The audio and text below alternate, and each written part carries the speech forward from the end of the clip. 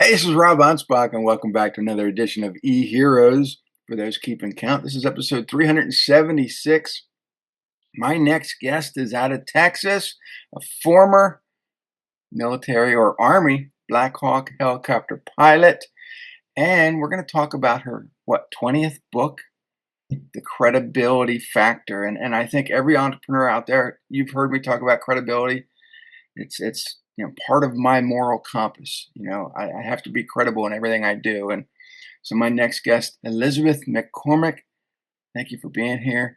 Hey, You Rob. know, I've known you since Ever? 2014. Yeah, we met at an event you spoke at in Denton, Texas, and A wow, writers conference. yeah, it was Lexicon, and it was right after I launched my first book. And so both of us have been on this track of writing books and educating our audience and making ourselves credible, authoritative. And but you're on stage all the time. I've watched you speak. I was entertained at the event that we were at, and you just kept everybody on the seat, on the edge of their seats, and you're a terrific speaker. Thank you. Thank you. I better be good. It's my full-time job. All But I do. Well, I speak, write books, right? yeah, I mean, and your trajectory was off the charts, I think, before COVID. You were everywhere. I was. COVID, kind of deterred a lot of people. I had a so, like, before co like, I had this referral machine going where my audiences, my event planners were referring me. So I was averaging, like, 4 or 5 referrals from every gig, and I was doing 120. Mm, So I could pick and choose, yeah. like, what I wanted, and then when COVID happened, like, all that top of mind went away, Mm, right? So I lost that kind of momentum of referrals. So I've had to kick in the credibility factor, and I've had to and then the last year and a half, I've had to figure out, like, how does AI, mhm, because that's changed. You still have to have SEO because AI is scraping out of the SEO. mhm. And a lot of people are like, SEO is dead. I'm like, no, it's not. You No, still it's different, and I have a whole book on SEO, and the problem is that a lot of the things that worked 10 years ago are still coming back, and they're working now. But I find that the more content I put out there, whether it be videos, whether it be blogs, whether it be social, I find the AI is scraping it first. Mhm. And so when people go to search, Rob Anspach or Anspach Media or my books, AI is listing it first before Google is. Yep. But Google's also scared about that, so they're launching their own AI I know. in hopes to keep people searching on Google. But yeah, and I've talked about this before. Is that when I was in Europe last year, I took my wife and my mother-in-law and my wife's two siblings to southern France, and when we were there, we were watching people search on their phones. They weren't going to Google; they were going to ChatGPT and doing all their searches that way. So Europe's Well, already embraced it. and the thing that's different is you still have to have the SEO, right? And feed Google and feed, whatever other search platforms they're using. But what happens is that it's going from AI into the SEO. So you're actually the feeding you're feeding the search for AI instead of Mhm. feeding the search for the consumer. And the writing is different, and what you put out is different. Like, Google didn't like duplicative text, Right, right? But AI does, mhm. because it feeds their trust factor and the credibility factor. So there's some really key differences that I think most entrepreneurs are lagging behind on. Yeah, and off air we talked about, one of my clients has embraced AI to the point where I think they're losing credibility because people you're seeing these videos now on YouTube and Facebook, and people have cloned themselves. And so you're watching an AI video representation of yourself, but it's not actually you. You didn't produce the video. It Yeah. doesn't have your nuances, so you're watching going, did that person blink? No, they didn't blink. And then all the wrinkles are gone, all the imperfections are gone. For And filter. yeah, and it's like, okay, you just lost me. I want to know the real you. I want to see the real you. Yeah, And I think the humanity has become it's gonna be the differentiation mhm, going forward is how authentic and real and how your humanness shows up. yeah, and now they're copying people's voices, and Hollywood is signing away rights so that these actors can be cloned, and I'm thinking, okay, are we watching videos of the real actor or something that's been cloned a long time ago? And I think there needs to be a disclaimer on all of it. yeah, Like, I think it's coming. I think we'll end up seeing it, coming through in legal channels because the copyright right and trademark offices are scrambling to mhm. keep up with technology. But I think we'll see it where it has to have a little lower third that says produced by AI. And I mean, keep you. So you're watching or listening. Keep you and you. Make sure that you are staying in it, um, in reality. But it could be, what's the gray area? Because you can use like a program like Descript and have it like the AI filter out the filler words and Mhm. change this and filter that. And like I use it to help boost sound if I'm in a place that the sound's not good. So like how much is okay and how, and where's the line? And I think that's going to be the Oh, interesting. for years I've been using AI to transcribe these videos. Is that good? Is that bad? I know it saves time and it's a tool. Yeah. If I paid somebody to do it, it would take them an hour or so. I can have the AI do it in 3, 4 minutes. Yeah. So I think the difference is, are we using it as a tool Mhm. or are we using it for the creation and the Right, generation?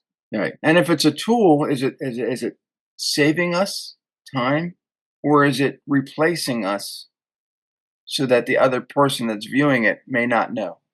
Yeah. And I think that there needs to be safeguards. Yeah. I love AI for what it can do, for the time it saves people, but there are things that people are stretching. I'm watching these videos going, "There's no way you can do that. That's not you. That's a misrepresentation of you." What? You mean if I use, Nano Banana and do a gymnastics routine with my face on it, it's not me? What? I've I seen never been like those. that. Yeah, and they're I might do it using for fun or a parody, but I'm gonna disclaim it. they're using, dead celebrities to sell products. Yeah. And to me, Oh, there's one with Michael Jackson, I there's look at Mr. Rogers and Muhammad Ali, and I'm thinking, okay, where's the line? When do we cross that line? And so people are looking at this, our viewers, our audience, our customers, and they're thinking, oh, that's cool and all, but can I trust the person anymore?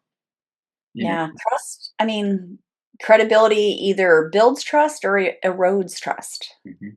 right? So it's always a choice. I think we need to be more strategic in our planning. Right. Like, is this adding to what I do, what I offer, how I'm perceived by my customers, or is it taking away, right? And and I don't think we do enough discernment on that as Mhm. entrepreneurs. I think we're looking for the shiny object, the squirrel, the new technology, the new tool, something else. And Yeah, and it has become the shiny object. I feel like over the beyond last a few shiny years, it's object, it's it's uh, become like it's pervasive. Like using AI. I mean, if you're not using AI, you're behind at this point yeah, because it's so prevalent. but here's the thing is that you came from a military background. And so you're looking at this from, you know, eyes of years of training. And Hmm. and now you got AI that can just simplify everything. Well, let's talk about the military. Right now, they just announced that they've approved using, I call them unpersoned. The military calls them unmanned. Hmm. I call them unpersoned helicopters, Black Hawks, and other aircraft. And they're going to start investing in more of that. So basically, eliminating pilots. Like, is that good? Is that bad? Should there be somebody in the aircraft in case something goes wrong or gets hacked, or is there an override switch? Like, what? It leads to a lot of questions Hmm. that are gonna have to be addressed in our lifetime. Yeah, yeah, and there's a lot of pilots out there, brilliant people, and you Have to get came, through that training. Yeah, it's tough. you you capitalized on that when you came out of the service, and I think sometimes a lot of service men and women come out and they have no idea what they're supposed to do in life. Oh, wait, no, let's backtrack. That was not me. So I did not capitalize on it right away. In fact, my patriotism was so personal, like hardly anybody even knew I was a Mm, veteran. I didn't talk about it, but I also left the service right before September 11th due to an injury. mm, Like, it shouldn't have happened. It was completely preventable, and I received negligent medical care. So I was broken physically. I was broken emotionally about losing my flight career and my identity as a service member. There was so much that wasn't right. I just got a job, and I like to say I was on autopilot. I didn't. It was survival, and there's times when we have to kind of go into that just to function. And I was in that mode for a good year, year and a half, get immediately after the military, mm. working in a corporate job, walking into work, punching a clock, doing the work, and it took a while to heal. And I think that's a good lesson, when you're in those, like, something tragic happens, something life-changing or business changing happens, that we have to give ourselves that time and space to heal, and it's okay to hold the status quo for a while if Mhm. you need to, for change. And I worked a corporate job for 8 years and started speaking part-time. I had about a 2-year overlap Mhm. between the 2. So I didn't start right away. No, but you used you used the job stepping stone as a way to then hone your story a little bit better. Well, So it was more entertaining when you got up there. and learn how to run a business, Mhm. because, like, speaking, people are like, "Oh, I'll just be a speaker. I'll just show up on st—" No, like, that's like teeny bit of it, right? And it took me a good while to be comfortable up in front of stages, in front of people. And it goes back to when I was in high school. They'd force you in behind a podium, and you're restricted. You're not allowed to move. You got to stay behind that Debate podium. club, And I speech just, class or debate club oh is like yeah. So the lecture. when I get out on stage, I got to walk around. I got to flap my arms. I got to get people's attention and feel like I'm free.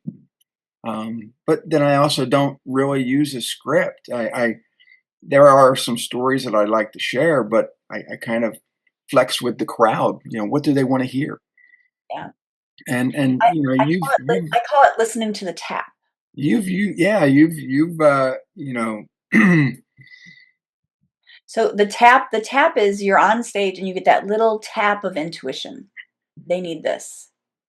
The little tap that says, "Open this way instead of this way." So that's why for me, my slide decks are extremely broad in my events. Like, well, there's no bullet points and no extra. I'm like, no, I never do. Like, it's got like 2 to 5 words on it. It's Mhm, maybe 1 word, right? It's just very simple, and it's more of, that's the navigation. It's mhm. not the actual route, right? Wow, the first time I deviated from my slides, I had emailed my slides. This was 2012. Emailed my slides to an organization I was speaking at in Philadelphia, and I get there, and the guy goes, "I didn't get your slides. Where did you send them?" And so I had to wing it, and I had like 3 minutes to prepare.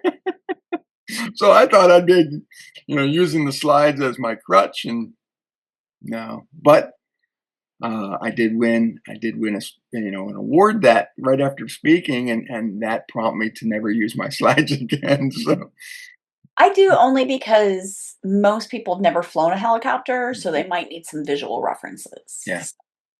I look at slides as the visual backdrop to the presentation, not the presentation. Mhm.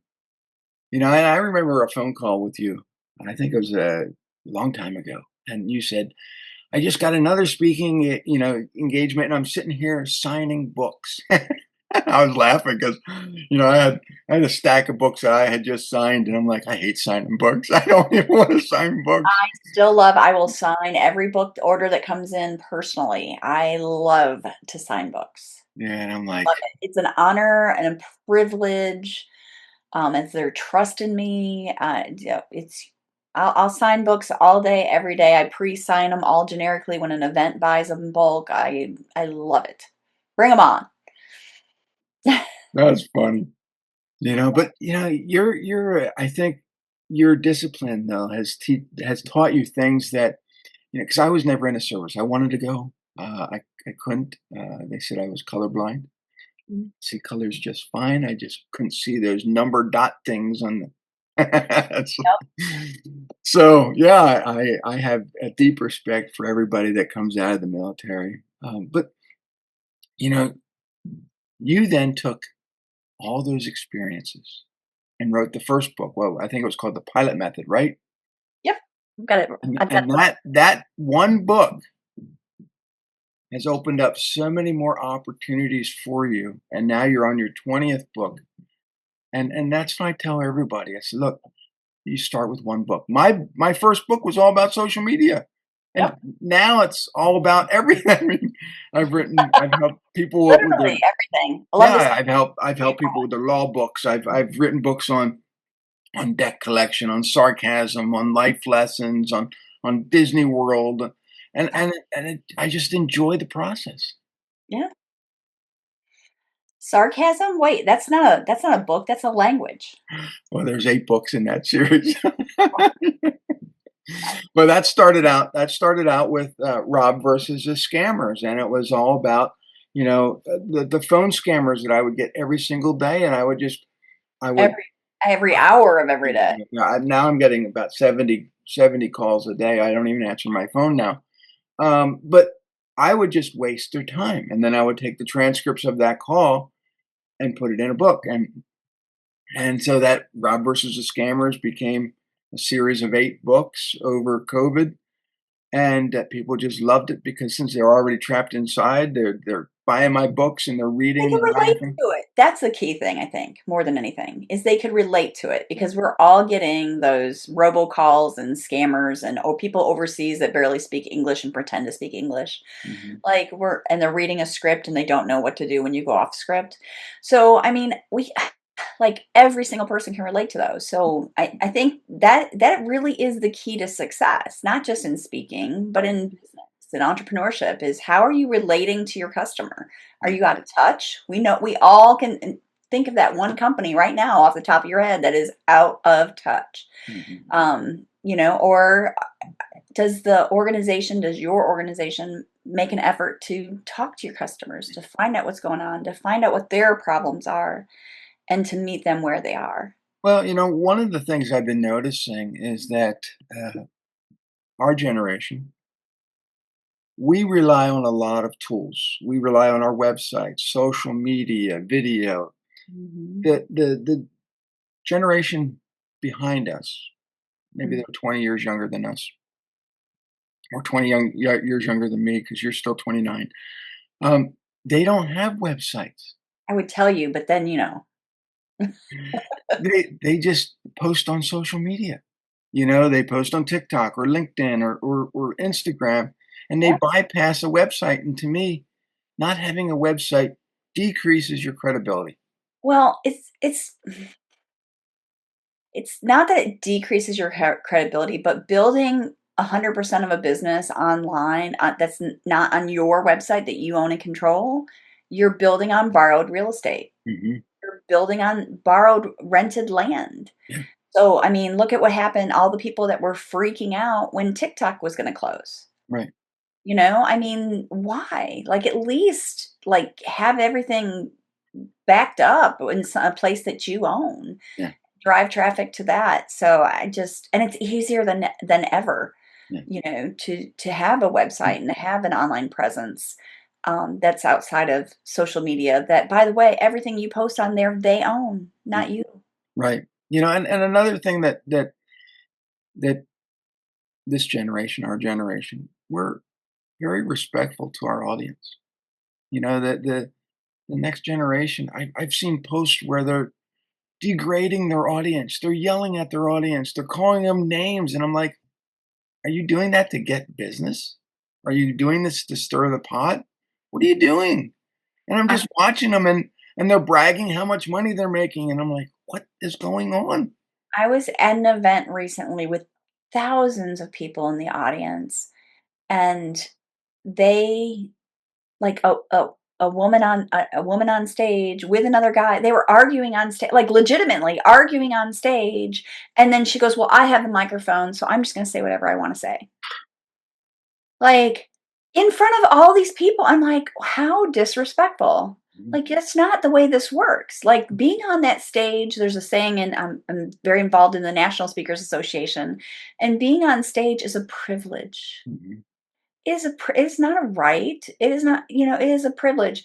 And, and at that same event, and she went over like 35 minutes past her time into our lunch. And and shame on the event promoter, Right.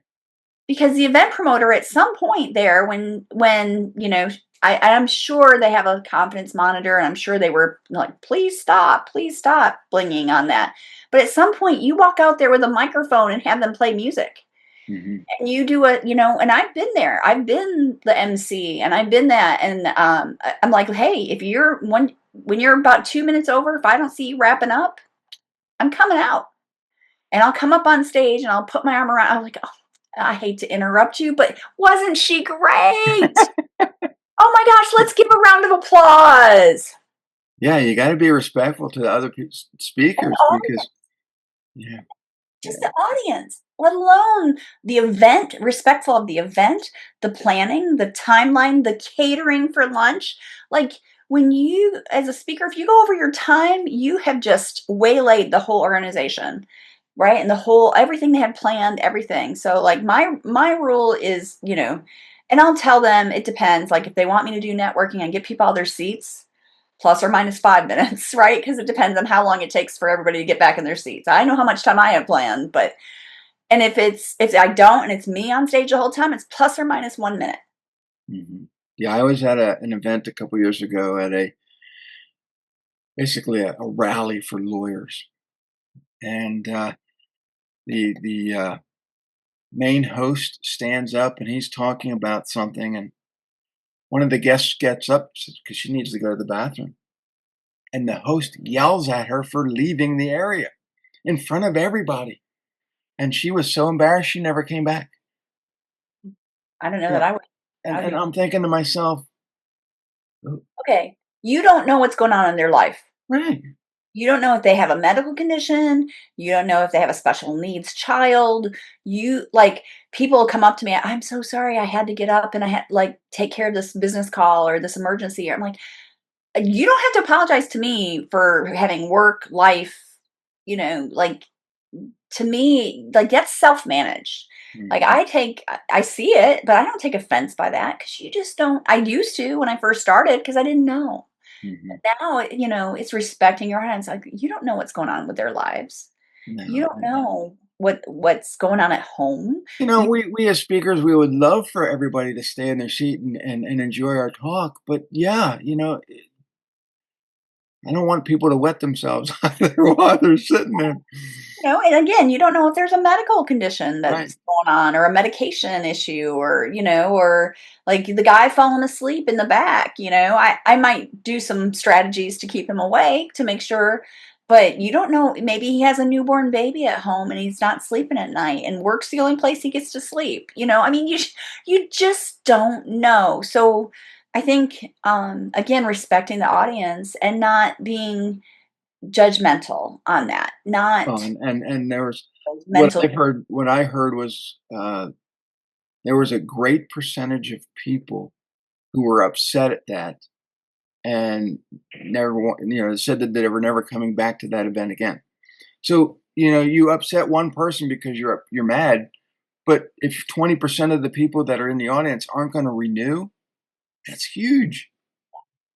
So one event where I'm at, I was the MC and I had to go up. People were upset, and I could read the room and the energy. People were upset that we cut that speaker short, but we were what they don't know is we were very clear in the pre-event. Mhm, Like we had a very tight schedule, a very tight timeline, and if you go over, you will be cut off. mhm, That is up to you to manage, right, right? But yeah, let them know upfront. We let them know in the rehearsal and the run through on site multiple times, and this person went over, right.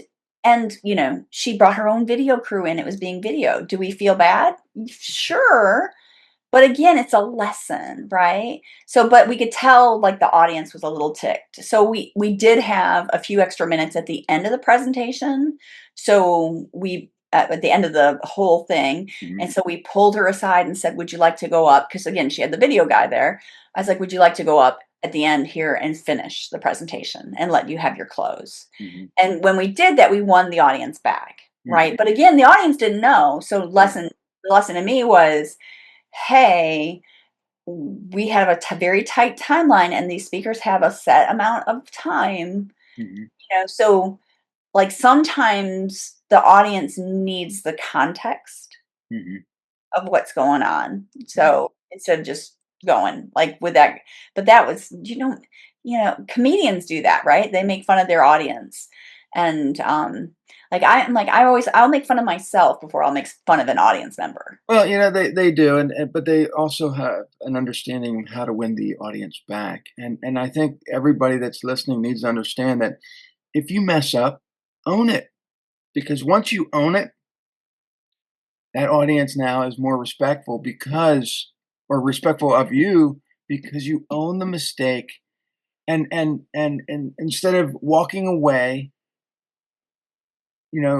dissing that trust, you win it back, you become more credible in their eyes, and because you fixed the situation. Yeah. A lot of entrepreneurs get frustrated, they walk away, and they turn a client. Like, this is a perfect example. I used the same heating and cooling people for years.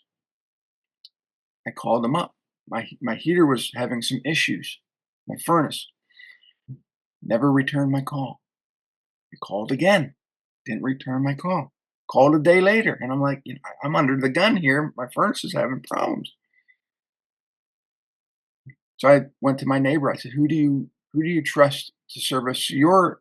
And he gave me a name. I never heard of the guy before, but I contacted him. He came to my house, looked at the furnace, and he says, "Well, it's going to take this, this, and this. However, your furnace is 29 years old. I've discovered there's a crack in the core. It's going to be needing replaced. So yes, I can patch it, and it might last you 6 months, or we could replace it now." And so I opted to replace it because then I'll have a brand new unit. Yep. Well, finally, my former heating and air conditioning people called me and, "How can we help you?" "You can't. I just gave $10,000 to the other guy." Late. It's too late. And now this guy wants, marketing done.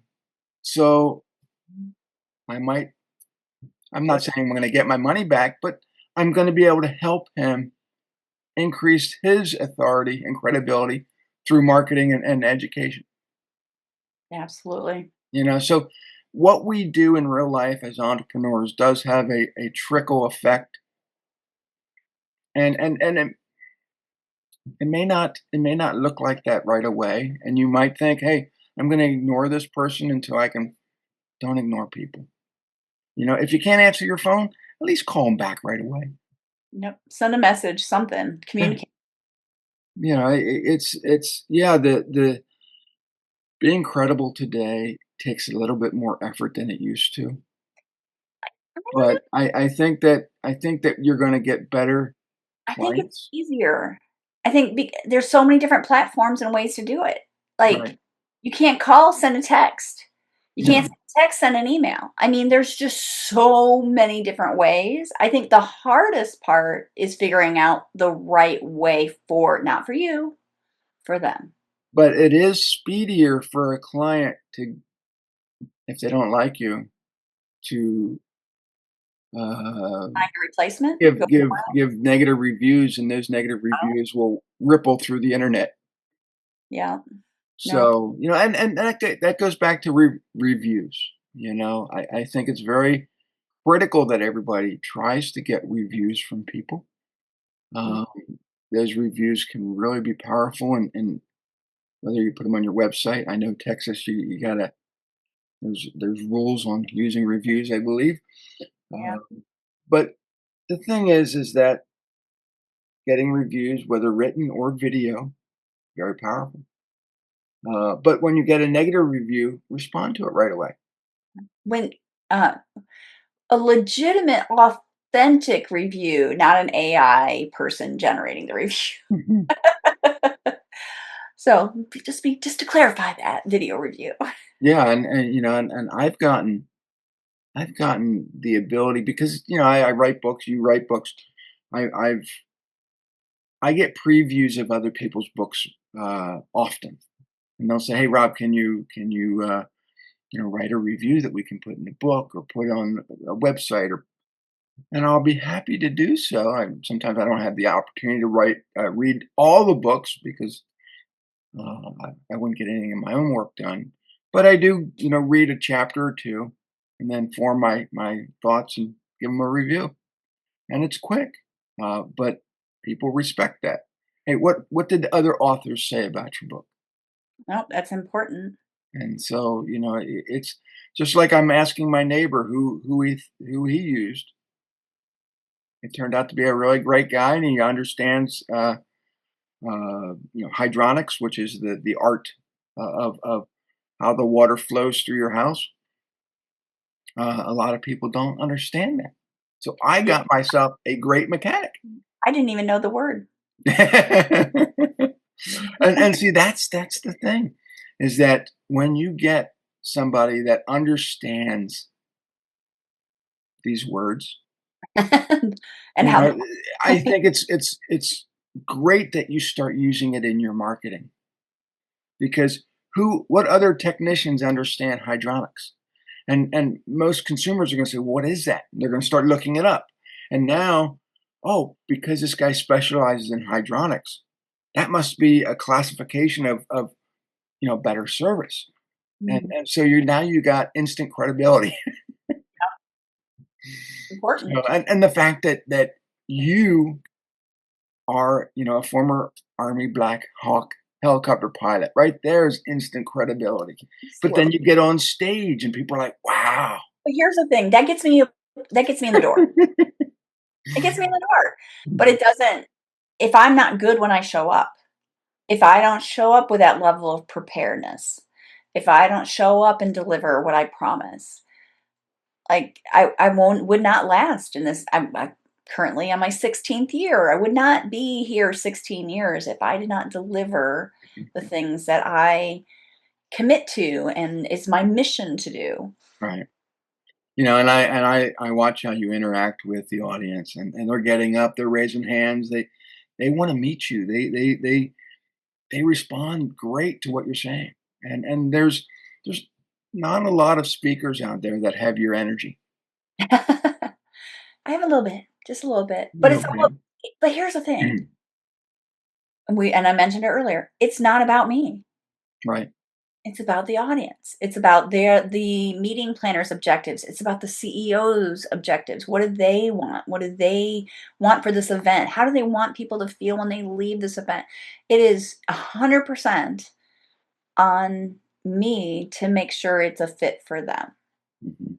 My stories are the tools. Mhm. It's not the reason why I'm there. No, but it's I think you also enjoy it. And I think there's a lot of speakers who do it after a while, and then they just go through the motions. Phone it in. Yeah. No, I love it. I love it still, but I like the challenge of it. I like knowing I have to find the best fit. Like, not every story makes it to that stage. I have to first fit for time, then fit for their outcomes and objectives, then fit for energy, right? Then listen to the tap.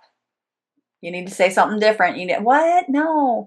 So, and there's it's not just having a story and standing up, and then let alone the whole business Mhm, piece that runs behind it, right? So, and we're constantly more than ever having to up level and upgrade mhm. all that content. Now the credibility factor is part of a bigger series of books. It is. It's a second of a series of 3 that I'll be doing. So the first book is Bookability Factor. So I have that one right here. Oh, Bookability Factor. And Uh, they don't look like they're very complicated books. they're not. They're ones that you could sit down and actually read. Mhm. So, yeah, this one is 67 tips. Credibility is 77 tips. Actually, we're going to be rewriting this one before I start the third, because what I did with credibility that I don't have with this one is there's 50 AI prompts in there. Mm, So, like that to be able to take the tip and customize for your topic, industry, service that you provide. right. So I made it where it's like, I kind of call it choose your own adventure with it. But with 50 AI prompts, 10 downloadable or additional resources, it's not just a book, it's a guide, Mhm. but it's a little pocket edition that you can read easy. So You just pop it in your backpack, take it with you, go, and it's great. it's easy. So lots of different. So one of the things with this bookability, the bookability factor is more for keynote speaking and speaking. Credibility factor is more in general industry. It's thought leadership and being a leader in your industry. So it's gotten a little broader. And then, but we are going to right. Actually, we are right now going back through this and adding virtual presenting into with keynote. We weren't sure if that was going to stick, and fortunately and unfortunately has, but not my favorite. And we're going to add AI prompts and more things into this one and come out with a new edition on that the first of the year. Yeah, I guess it was 2015, I launched a book called Lessons from the Dojo, and, a lot of people loved it, but I was in Italy when the book launched, so I didn't have much time to promote it, and, I had somebody call me and they said, "Can you send a bunch of books to Argyle, Texas?" I said, "Yeah," because it's right near Denton. Yep. And I said, "Okay, where am I sending it to?" And they told me, and so I sent it, and a week later, I get a picture, an email. It was the Argyle Town Council. They're all standing up with my book, and I'm like, "Wow, I thought I made it." I mean, it was just. Oh, I have people send me pictures of books all the time, and I'm sure you do too. But when a town council has that, to me, that was like the greatest picture I could have. And then I guess it was 2 years ago, 3 years ago, somebody took a picture of one of my books, and they were at Mount Everest base camp. wow, that's awesome. So my books are traveling more than I am. But Yeah, the pictures when people send it back to me, I just feel like wow, people took the time not only to read the book, appreciate the book, take a picture of the book, and I get to help spread the message out there even further. And I so, like it. I like it when they send it to me reading it on the beach.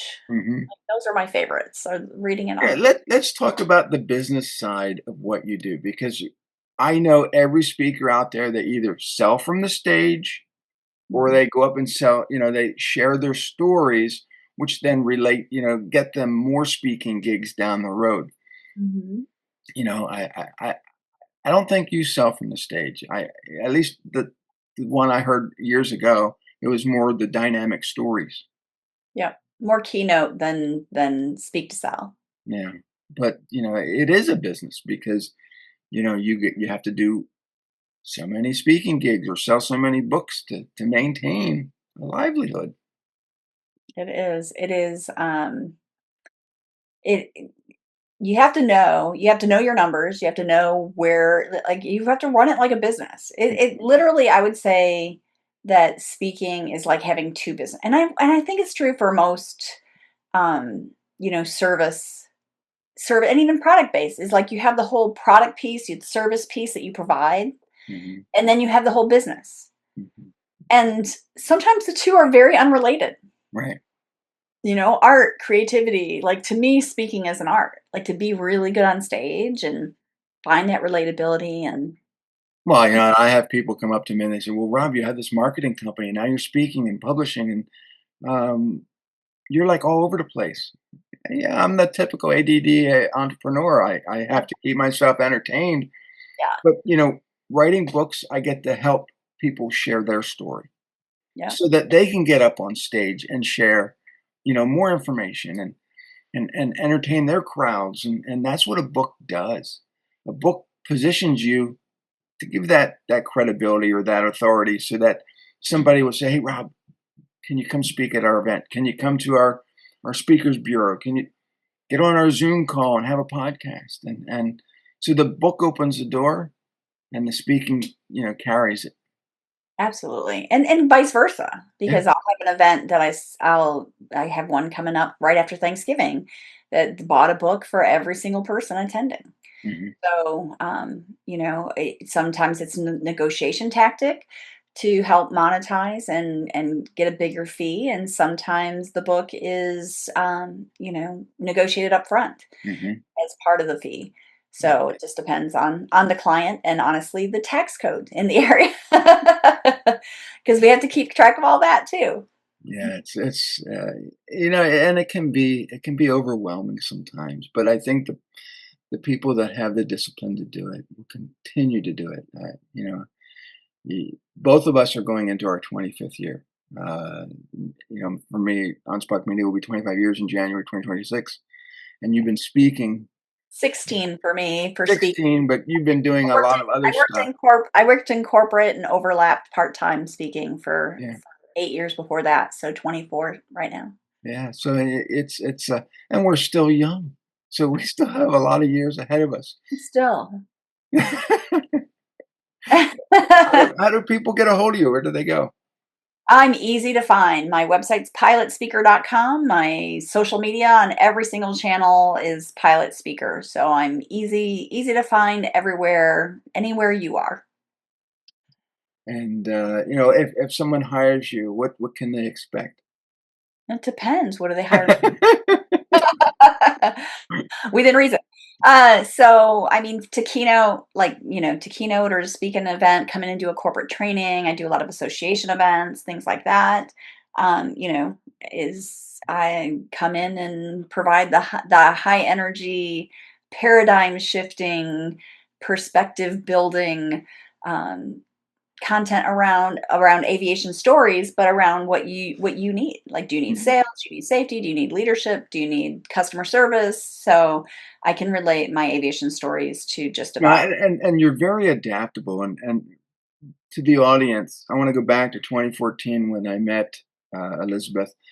I spoke on the stage inside the room that we were all in, Mhm.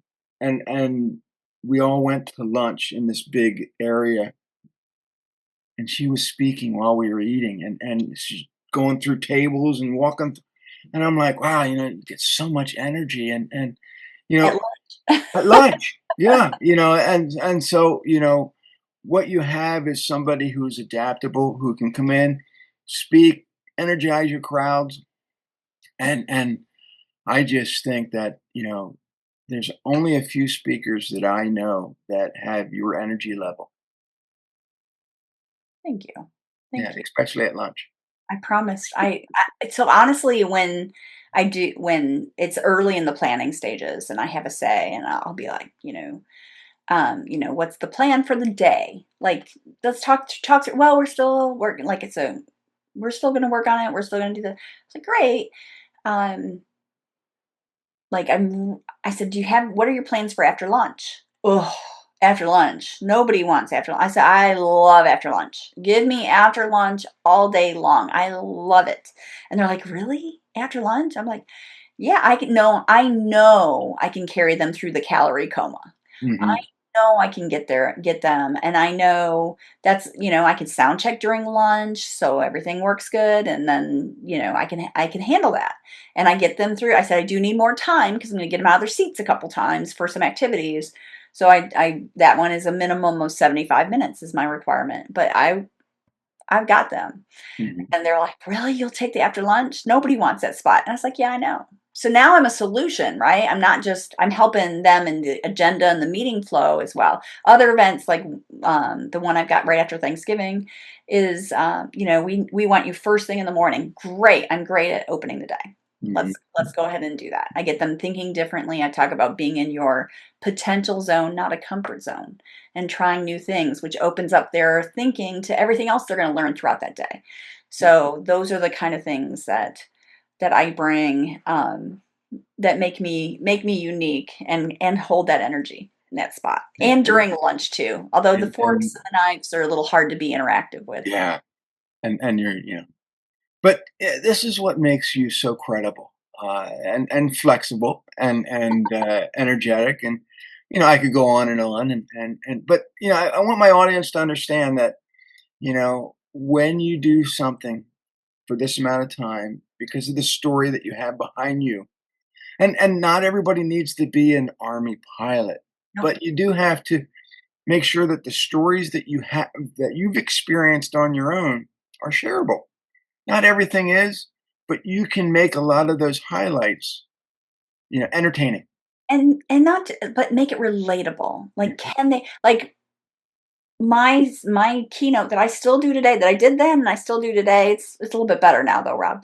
So, that I do today, I it's all about the audience. Like, mhm, and what I realize is they don't know how to fly a helicopter.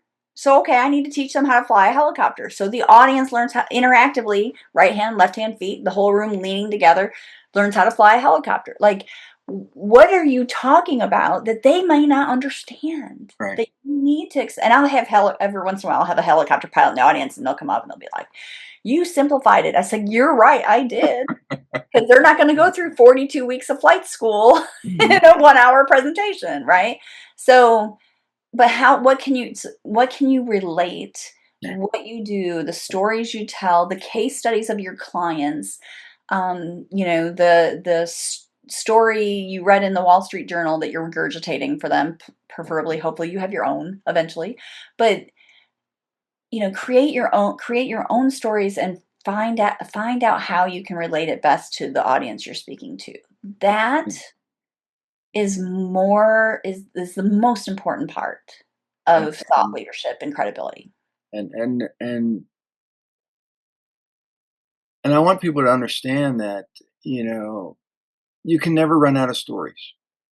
Elizabeth is a great example. I'm a great example. Look all the books I've written. Look all the books she's written. I know there's a lot of people that write one book and they're like, I don't know what else to say. You wrote one book, great, but you'll never run out of stories to tell people.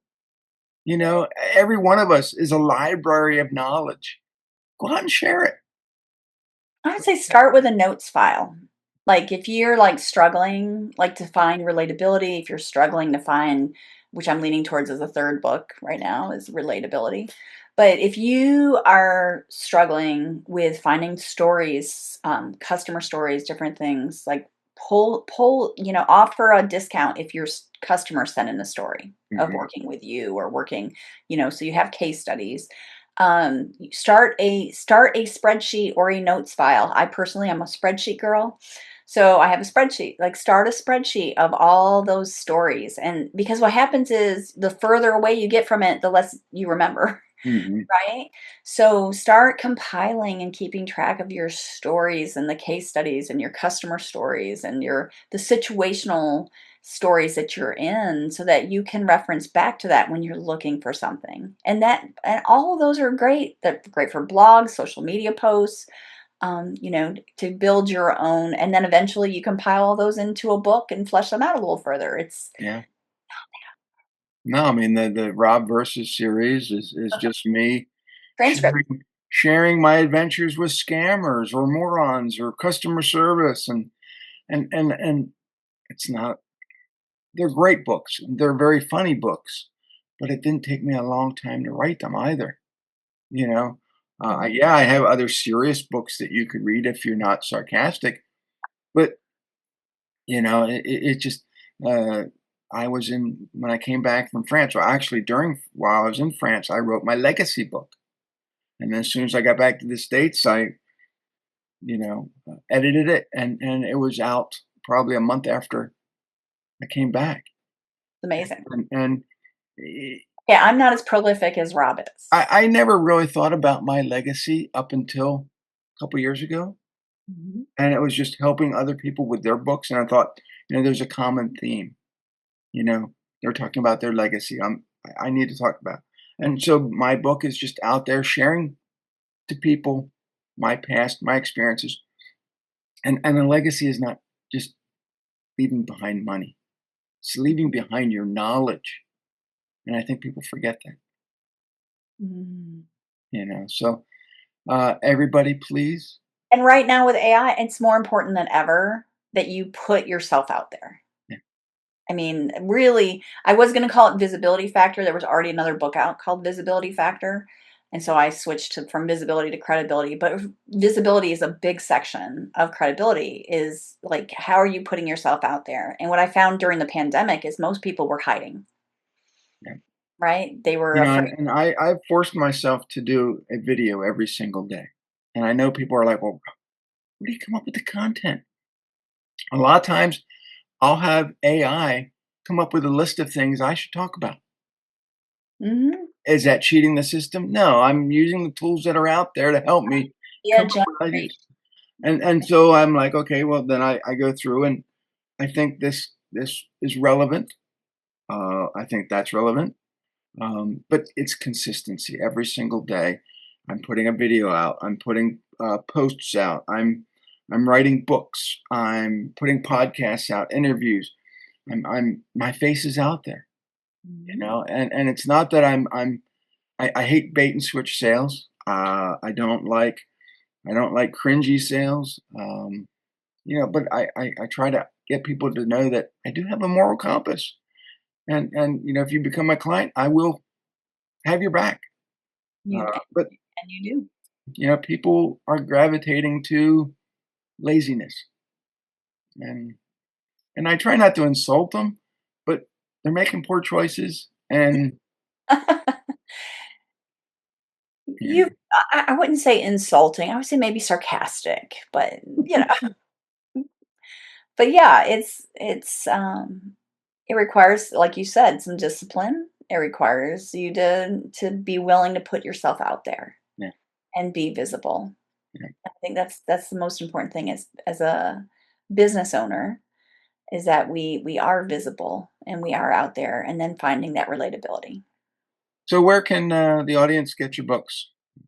Are they on Amazon? Yeah, so Credibility Factor is not on Amazon because I offered it, it just launched last week. It'll go on Amazon. It'll be on Amazon within the next week. So depending on when this comes out, it might be on Amazon. But Credibility Factor, I've offered a special with that, where I did a webinar on how to get AI to recommend you. So if you Hmm. want the webinar recording, the book, and a visibility starter kit. If you're just starting, or if you want to like recharge things and start over, it gives you a week by week guide as to what you should do each week to help kickstart your visibility and credibility. So if you want all that, I bundle all that together for $20. So woohoo! Yeah, The book by itself is $12.97. So, to get and everybody says the recording is like worth way more than that, just the recording. So if you want all that, shoot an email to blackhawk@pilotspeaker.com, and I'll make sure, just for Rob's friends and listeners, friends. that you get. So the email's easy, blackhawk@pilotspeaker.com, and we'll make sure you get and say, I want my credibility factor, and I will get you the special link, because you won't be able to get the recording on Amazon. And $20 is cheap. You just give up two Starbucks coffees, and listen to the audio and read the book and And it's video. It's a video training from me. video. Yeah. So you get that. So just that's worth it, let alone the book. And I sign it and I mail it. It's all like you don't get any of that with the human touch with Amazon. So And $20 is, I mean, you're not making any money on that. That to me, that's a service. I mean, that's a customer service. That helps with your legacy. it is. It is. So, everybody, I want to thank you for listening, and we'll catch you on the next episode. Oh, and visit pilotspeaker.com. Adios. Bye.